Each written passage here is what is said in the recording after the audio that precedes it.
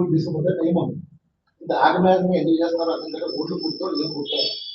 Visakhapatnam airport ఏమో మూసేస్తాను నాపట్నం జరిగింది sir. అప్పుడు శాసనం ముందు రోడ్డు డైరెక్ట్ అయిన తర్వాత వెంటనే అరగంట ఎక్కువ రోడ్డు అంటే పర్వాలేదు సార్. మినిమం 2.5 hours పడుతుంది ఎయిర్పోర్ట్ వెళ్ళాలి, ఫ్లైట్ మిస్ అయిపోతుంది. ఈ పద్ధతిలో చాలా బాగాలేదు సార్. నేను ఇక్కడ ఇంకో విషయం ఏంటంటే మీరు చూడండి, దీంట్లో ప్రోటోకాల్ వైలేషన్. స్థానిక ఎమ్మెల్యే పేరు లేదు, సీనియర్ మంత్రుల పేరు లేదు. ఇది government program sir. Corona Nirmala constituency MLA program వస్తుంది. మాధవి గారి పేరు లేదు, సీనియర్ మంత్రులు మళ్ళీ ఇన్ఛార్జ్ మినిస్టర్ అంతగా వస్తారు, ఆమె పేరు లేదు. అసలు వైలేషన్ ఆఫ్ ప్రోటోకాల్స్ ఏదో సపోజిషన్ లేదు.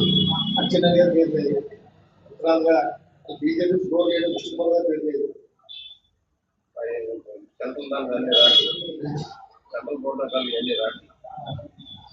లోకల్ ఎమ్మెల్యే కంపల్సరీ ఉన్నారు సార్. లోకల్ ఎమ్మెల్యే మాధవి గారు గారు లోకల్ ఎమ్మెల్యే ఆమె పేరు లేదు సార్. కలిసేటప్పుడు విజయనగరం ఎంపీ, విజయనగరం జిల్లా కాబట్టి మోగపురం విజయనగరం ఎంపీ ఓకేస్తారు.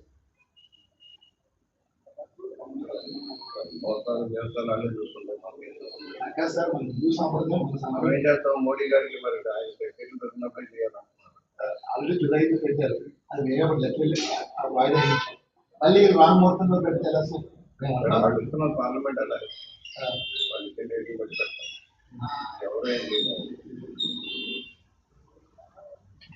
లాస్ట్ స్టేషన్ గట్టిగా తీసుకెళ్తాం సార్. తమ సీనియర్ 2 times గెలిచారు. ఈ దృష్టి కూడా పట్టుకునే స్టేజ్ కాదు, పట్టుకునే స్టేజ్ కాదు. ఇంకా ఆల్రెడీ డేట్ పెట్టారు అని చేసుకుపోతున్నారు. అవును అయితే లాస్ట్ మంత్ అవ్వాలి. జూలై 5 రోడ్లో ఇచ్చారు, చేసుకుంటున్నారు, రోడ్లు చేస్తున్నారు. ఏదైనా ఒకసారి అయితే కానీ ఆటోమేటిక్గా వెళ్ళదు. తర్వాత అయినా 10 ఏళ్ళు పెట్టి 20 సంవత్సరాలు మనం యూజ్ చేస్తారు. 10 ఏళ్ళు పెట్టి చాలా కనీసం 10 ఏళ్ళకి ఒక స్ట్రక్చర్ ఇది గ్రోత్ వస్తుంది, 100% గ్రోత్ వస్తుంది. గ్రోత్ వస్తుంది, టైం పడుతుంది. ల్యాండ్ కూడా అంత ఇదేమో రావట్లేదు. 30,000 అంటే కొనేవాళ్ళు లేదు. ఏదైనా ఒక 50,000 వస్తే వాళ్ళకి లైఫ్ బెనిఫిట్ అవుతుంది. కానీ వస్తుంది, టైం పడుతుంది. Definite one of the best city అవుతుంది అండి. మొత్తం కేబుల్ సిస్టమ్ అన్ని వచ్చేది బెస్ట్ అవుతుంది. కాబట్టి మొత్తం గ్రీనరీ వచ్చి తీసేస్తున్నారు కదా, తెలంగాణ వస్తుంది, సిటీ తెలంగాణ వస్తుంది. ఇచ్చిన భూములన్నీ మొదలెడుతున్నారు, సంస్థలన్నీ మొదలవుతుంది. గవర్నమెంట్ సైడ్ ఒకేసి ప్రైవేట్ రంగంలో, ప్రైవేట్ రంగంలో రావాలి.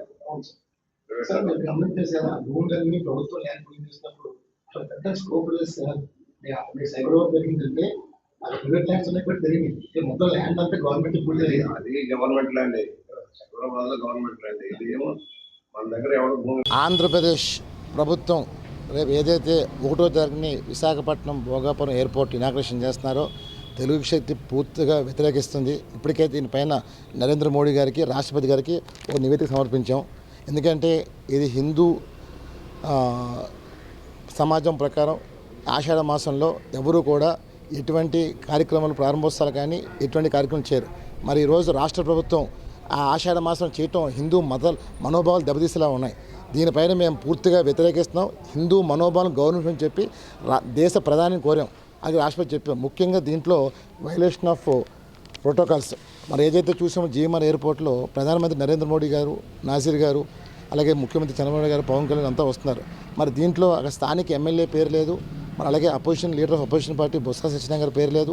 మరి నారా లోకేష్ గారి పేరు ఉండటం చాలా విడ్డూరంగా ఉంది. ఎందుకంటే అక్కడ స్థానిక ఎమ్మెల్యే కానీ ఇన్ఛార్జ్ మినిస్టర్ మంగళపూడి అనిత గారు కానీ వీళ్ళ పేరు ఎవరి పేరు లేదు.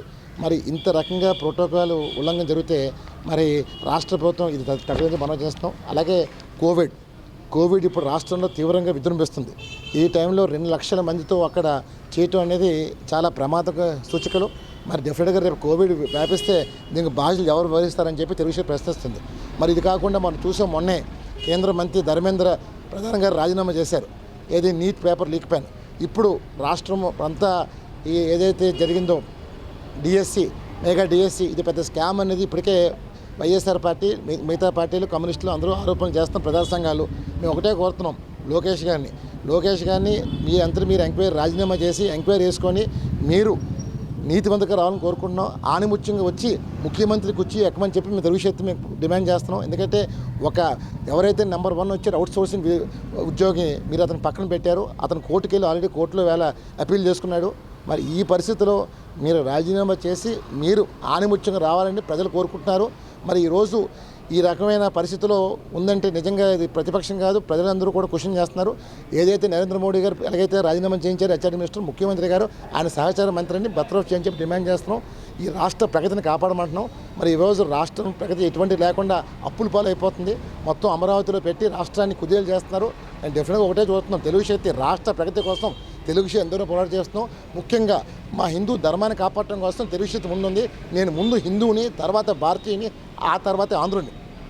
దయచేసి మా హిందూ మనోభావాలు, ఈ హిందుస్థాన్ అన్నారు, ఇదే ముస్లిం దేశం కాదు, క్రిస్టియన్ దేశం కాదు. దయచేసి బీజేపీ వాళ్ళని ఒకటే కోరుతున్నాను, హిందూ మనోభావాలు గౌరవం కోరుతున్నాను. ఈ ఆషాఢ మాసంలో ప్రోగ్రాం వాయిదా చేయమని కోరుతున్నాను.